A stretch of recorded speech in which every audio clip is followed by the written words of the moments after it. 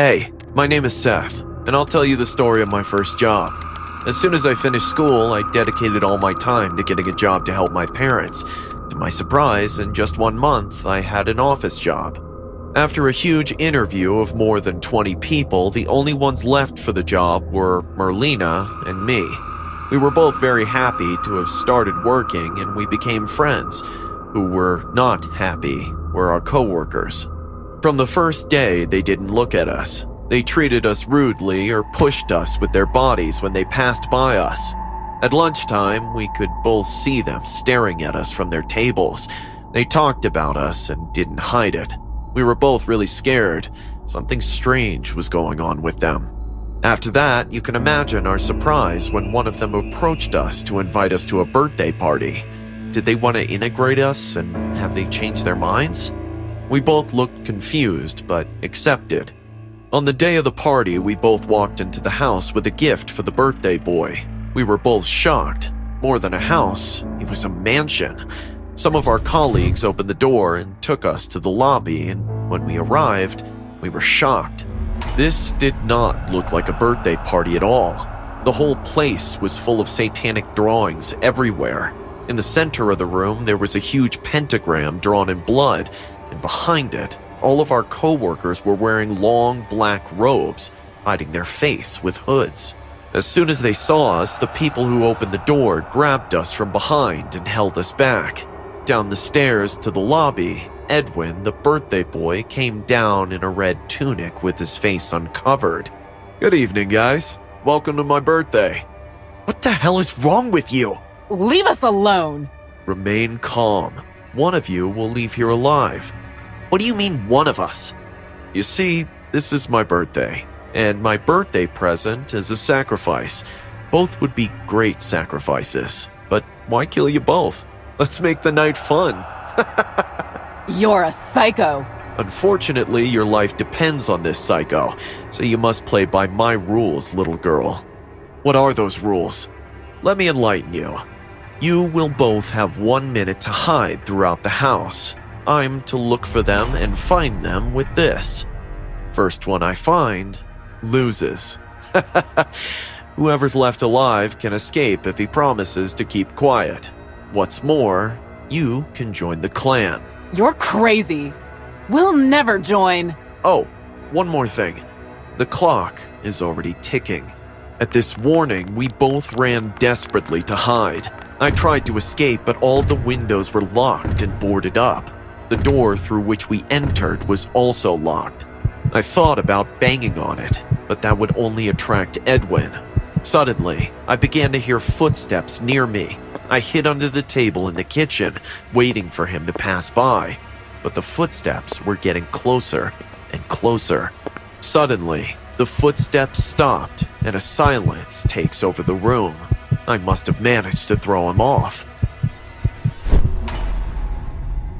"Here you are, little Seth. You lost." When he pointed the shotgun at me, I felt my whole life flash before my eyes. I was already surrendered to death, but at least Merlina would escape. When Edwin pulled the trigger, I felt something cold on my face, and a laugh. The shotgun was shooting a small stream of water, and Edwin was laughing uncontrollably. "What?" "That was the best newcomer prank we've ever played." "Oh no. Best birthday ever. There's no cult. It's an initiation joke for the newbies. And since it was my birthday, I took the opportunity to come up with the joke. We'll be talking about this for years." "Are you crazy? You put us through this just for a prank? We thought we were going to die." Furious, I went to the hall to look for Merlina. Surely she would have heard by now. But when I got to the hall, my angry face turned to terror. All my coworkers, they were all dead. It was a massacre. Their bodies were torn to pieces and scattered all over the place. "What? What's going on here? Is this a part of the joke?" "No, I have no idea what—" Interrupting Edwin, the light goes out for a second, and when it comes on again, Edwin is dead on the floor with his throat open. I heard a noise in front of me, and when I turned around in the middle of the pentagram, a person was standing there, laughing loudly. It was Merlina. So, they already told you it was a joke, right? Merlina? What's going on? I always knew it was a lie, Seth. Do you know why? Because I do belong to the cult that these kids were trying to imitate. You killed them? Yes, silly.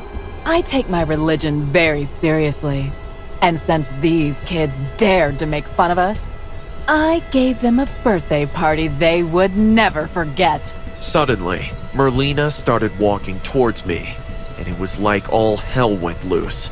With every step, I felt the floor shaking. Things started to float, and the people in the portraits came to life and looked at me. What's wrong, Seth? You don't want us to be part of the group anymore? As if someone lifted me, my body levitated, and something threw me with enormous violence toward the exit door, which my body broke after having flown through 2 rooms. In pain, I looked from the outside to the door waiting for Merlina to approach, but she wasn't coming. Where was she? See you tomorrow at work, Seth. Don't even think about quitting. After that, I went back to work like it was nothing. As soon as I got to work, Merlina started talking to me as if nothing had happened, although I noticed that sometimes she looked at me with a mischievous smile, as if mocking my fear. That same day, the boss told us that all the employees had been found dead, so they were going to hire new people. As we went back to work, Merlina came up to me with a smile and said, Hey, aren't you happy? We're no longer the new employees.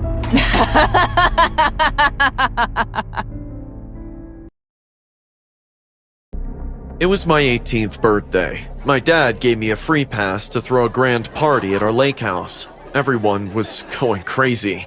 I was throwing girls at the pool. My friends were opening champagne bottles like a water fountain. I even bathed in some.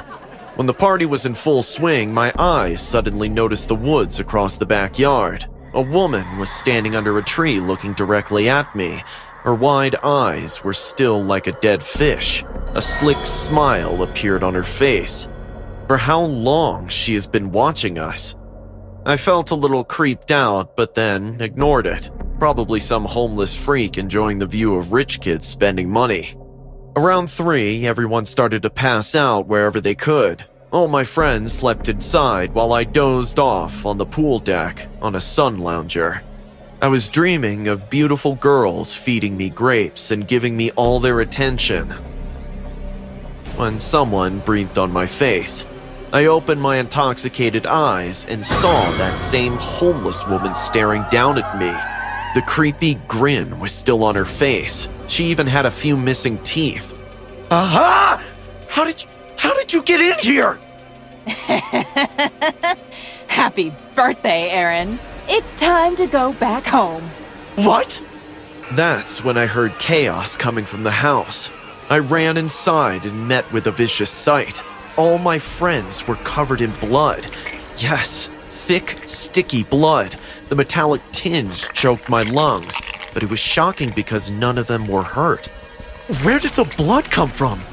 Guys, is this some kind of joke? But my friends were just as confused as me. I ran outside to check on that woman and ask her what the hell was all that, but the woman was gone. She jumped over the fence like a young boy and ran into the woods laughing. My friend Noah came out terrified. Aaron, what is all this? I don't know, man. You all stay here. I'm gonna find out. Just stay in the house, okay? Okay. I grabbed my jacket and flashlight and started walking into the woods. A group of bats flew over my head. I could feel my throat getting dry in fear. Where did she go? Who was she? Suddenly, I heard a strange chanting echoing around the woods. The heavy wind started to blow like a storm had broken out. The chanting voices grow deeper and louder. Oriri Satanas, Ave Satanas, Benedict Filium Tum Satanas. The voices were coming from the barren ground amidst the forest. A huge fire was rising to the sky. Men wearing red robes revolved, circling the fire like hypnotized robots. Their weird chant made my skin crawl, but at the same time, I could feel my blood rushing into my veins. Welcome, Aaron. I turned around and saw the woman standing behind me. Her hands were covered in blood. She stretched her arms toward me and said, Come to Mommy. I have been waiting to hold you for the last 17 years. What? What are you saying? Did your parents tell you how they stole you from us? This is all a big lie! No! You are no human! You are the son of the Dark Lord! You are the offspring of my soulful surrender to him! It's time you accept your powers! My ears numbed as I couldn't believe a single word that came out of this crazy woman. Your parents came hiking in these woods years ago, and they stole you from us when you were only a year old. It's time to join your real family, Aaron. Come back. Come back to us! Just then, the sky broke apart with the screams of my friends. I ran back and saw my lake house was on fire. All my friends were burning inside and banging on the doors. They were locked in and forced to die. I knew I can't save them. I knew it was too late. Thankfully, I had my car keys with me. I never drove this recklessly in my life. When I reached home, my parents were in deep sleep. I rang the doorbell like crazy. After 5 minutes, my dad opened the door and got shocked to see me like that. Aaron, you were supposed to be back tomorrow. What happened? Dad, all my friends are dead. These men with red robes burnt them alive. And a woman, she says... What? What did she say? That you stole me from her. Am I not your son, Mom? My mom's face turned pale as I dropped the bomb. She and my dad looked at each other. Please tell me. Is it true? Did you guys steal me when I was a baby? Aaron, listen. Dad came to hug me, but as he touched me, his body turned to ashes.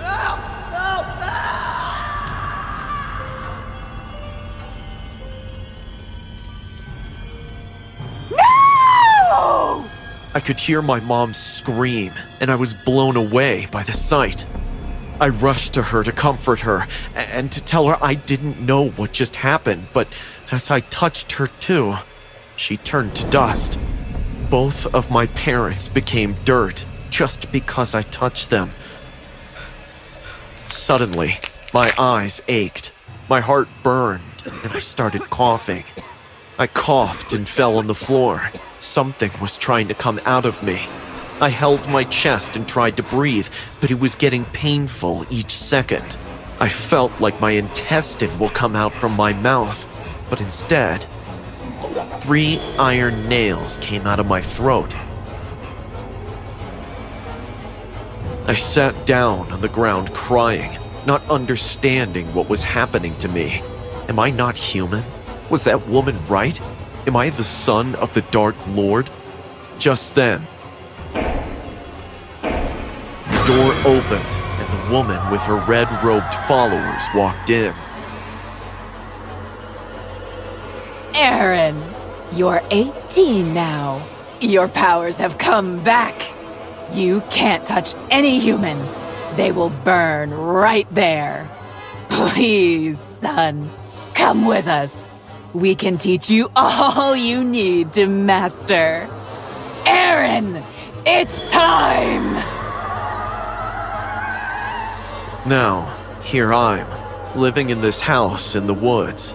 Night and day, we pray to the Dark Lord. We make sacrifices. We pay him homage with the blood of the innocents. I can do so much more than just turn people into dust. I can eat their souls. I can drain their blood with just one stare. It's only ironic that my human parents called me Aaron. It means son of the devil.